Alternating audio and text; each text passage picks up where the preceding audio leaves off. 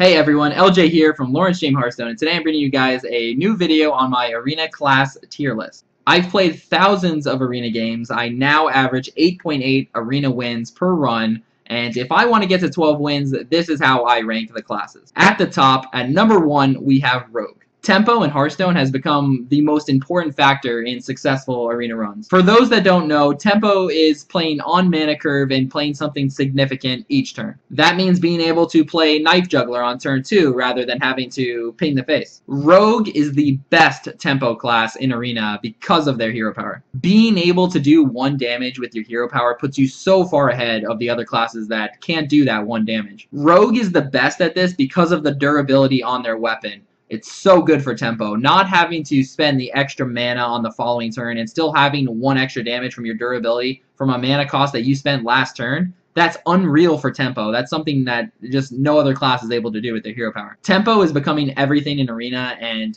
with class cards such as Backstab, combo cards like SI Agent, Eviscerate, Perdition's Blade, it sends this already hero power efficient class into complete domination in the early game. And if you draft a clean mana curve, then you're playing something significant on every turn, and you're setting yourself up for future turns, and that's something that no other class is capable of doing. Coming in at number 2, we have Mage. Most people think that this class is the best, and I obviously disagree with that. What I think people aren't considering when they put Mage ahead of Rogue is the fact that Mage is just easier to play.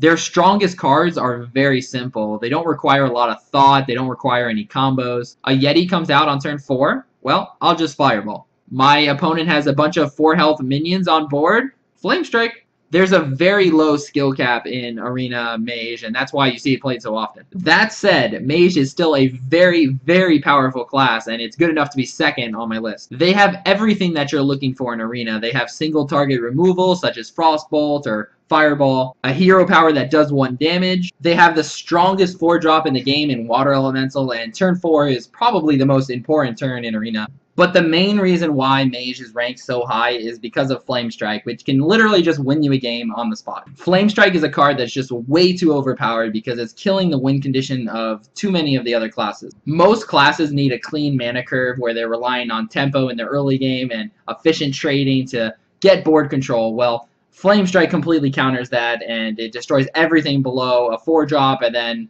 once you get in the later turns, you can even ping while Flame Striking, and that destroys anything from 5 below and sometimes even 6 drops. The top 2 are pretty much on an island alone as far as being the best, but the third one is on a rowboat not far outside of the island within viewing distance. And that little guy in the rowboat is number 3, Druid. If you notice something about our top 3 picks, they all can do 1 damage with their hero power, and yes, that is the reason why Druid is ranked above the other classes that are left. There's some pretty big cards that you can get in the Druid draft, such as Ironbark Protector, Ancient of War, Druid of the Claw, and these cards will give you a huge advantage in the game. If you can slap these guys down and your opponent doesn't have any removal for them, well, now you have huge guys that your opponent doesn't have access to with their class, so there's just nothing they can really do about it. From here on out, the rest of the classes have a significant drop-off from the top 3, and it's mainly because of the hero power. I just can't describe to you guys how important it is to have a hero power that can deal 1 damage. Arena is about board control. Having an ability that can deal 1 damage, deals with 2/1 minions. It buffs up your other cards that aren't able to take care of a minion. Maybe a swipe can't take out a 4/5 target, but now you can hero power and take that target down. So that's a distinct advantage that other classes are not able to do, and unfortunately they're behind. In my mind, the rest of the classes are actually pretty closely ranked to each other, and depending on what your draft got, 1 or 2 cards can absolutely change the rank. And coming in at number 4 is Paladin. Paladin is the bread and butter of Arena. You draft a tempo deck, you are reliant on board control because you don't have a win condition by bursting them down. You're reliant on efficient trades. Paladin is basically what Arena was meant to be. Paladin has a pretty decent hero power, and especially in the late game, because if you both are top decking, then the hero power can absolutely take over a game. You keep pressing that dude maker, your opponent can't respond, and before you know it, you have a bunch of 1/1 guys that are pretty powerful. But the best thing about Paladin that puts him ahead of the rest is his turn 4. Turn 4, Paladin has an array of class cards that are just so powerful. Consecration, True Silver Champion, Hammer of Wrath, and Blessing of Kings. Having the ability to swing the mid game with those cards is something that no other class is able to do. Very good 4 drops, and as I said earlier, turn 4 is the most influential turn in Arena because there's such a good quality jump from turn 3 to turn 4 that no other consecutive mana turn is going to have. Number 5 is Shaman. Shaman is pretty similar to Paladin in the sense that their hero power helps you with board control. But the Shaman hero power is actually much worse than the Paladin hero power. Just based on the fact that when you hit your Shaman hero power, you're not 100% sure what you're going to get, and it may not be what you're looking for. With Paladin, when you hit the hero power, you know that you're getting a 1/1, so you can plan your turn around that. Whereas with Shaman, you have to hero power first, see what you get, and then that may change what play you have. So since it's based on RNG, it's obviously going to be less effective. One of the issues with RNG in Arena is the fact that it may just not line up with what your deck has, whereas in Constructed, you can pretty much make any use out of the totems. You know, you have Defender of Argus, you have Lightning Storm for your spell power totem. You have a lot of ways to find synergy in Constructed, whereas in Arena, you really don't have those options a lot of the times. The reason that Shaman is higher than the others is the fact that they have some pretty amazing class cards. Fire Elemental is probably the second best 6-drop in the game. Hex is the cheapest effective removal. Lightning Storm is an amazing AoE clear ability. Feral Spirits gives you massive board control. So there are cards that make Shaman just incredibly good, but you are reliant on getting those, and if you do, watch out, Mages, because Thrall is coming for you. At number 6, we have Hunter. A lot of people probably rank Hunter at the very bottom, and even though I disagree with that, I can see a perfectly logical reason as to why they would rank it so low. Their hero power does nothing for board control. What those people aren't considering is maybe the win condition for Hunter should be slightly different than relying on board control. In fact, the best Hunter decks that I've drafted have been decks that are not reliant on board control in the late game. There comes a time in Hunter when you have to turn on a switch and you have to make the change from going from the early game board control into going to the face and totaling up your damage in hand.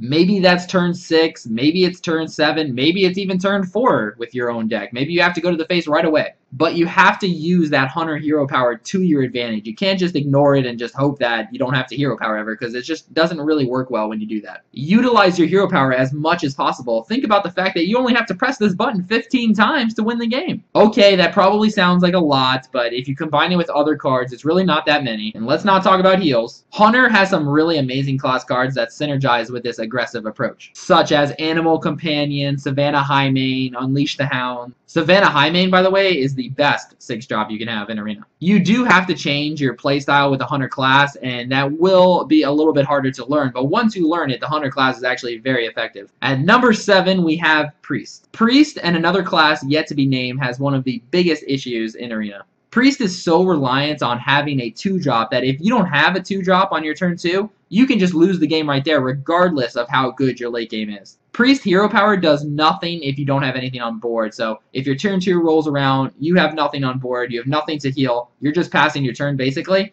Well, that is the worst thing that you can do. It's so bad for tempo. From there on out, you fall behind, your opponent is playing a minion, and you're just trying to respond. You're not able to utilize your hero power healing up a minion because you frankly can't keep a minion on board because you were never able to use something on turn 2. So obviously, if you're lacking on 2-drops, the Priest class just drops lower and lower on the class tier list. Priest does have some amazing class cards that are really strong in Arena. Cabal Shadow Priest, Temple Enforcer, Dark Cultist, Powered Shield. These cards are amazing, and if you get ahead for even one turn on board control, well, then you can just win the game with these cards. You really have to dig deep in Priest to find synergetic plays with your hero power, and unfortunately, if you ever get behind on board control, it can feel like you have no hope whatsoever because your hero power is so useless in that situation. At number 8, we have Warlock. In theory, the Warlock hero power should be amazing. You can never run out of cards, losing health generally doesn't matter in Hearthstone, but the biggest reason why the Warlock hero power is not amazing is because of tempo.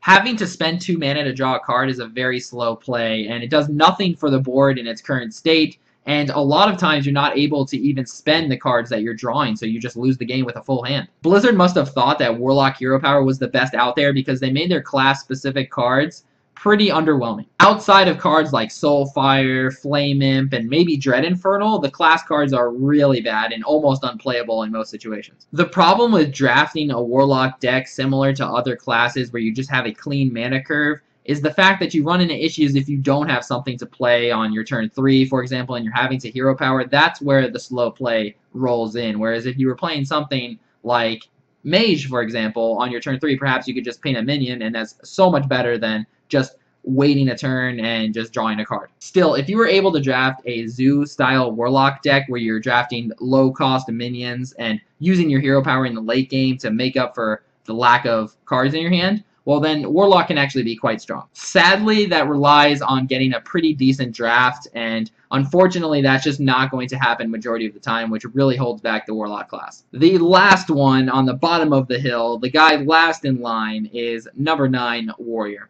This class faces a lot of the issues that Priests face, but a lot more extreme. Armoring up, gaining 2 health is going to be completely useless in 90% of your games. The difference between Warrior hero power and Priest hero power is the fact that Priests can use their hero power to affect the board state, and they can heal up a minion, and that has some control of the board. Warrior obviously cannot do that. It's only healing up themselves. There's some pretty big positives to Warrior that make up for the hero power in Fiery War Axe, which is by far and away the best weapon in the game. You have some decent class cards in Amani Weaponsmith and Frothing Berserker. The biggest issue is when you don't get out to a huge lead, or you're having an extra 2 mana unspent all these turns.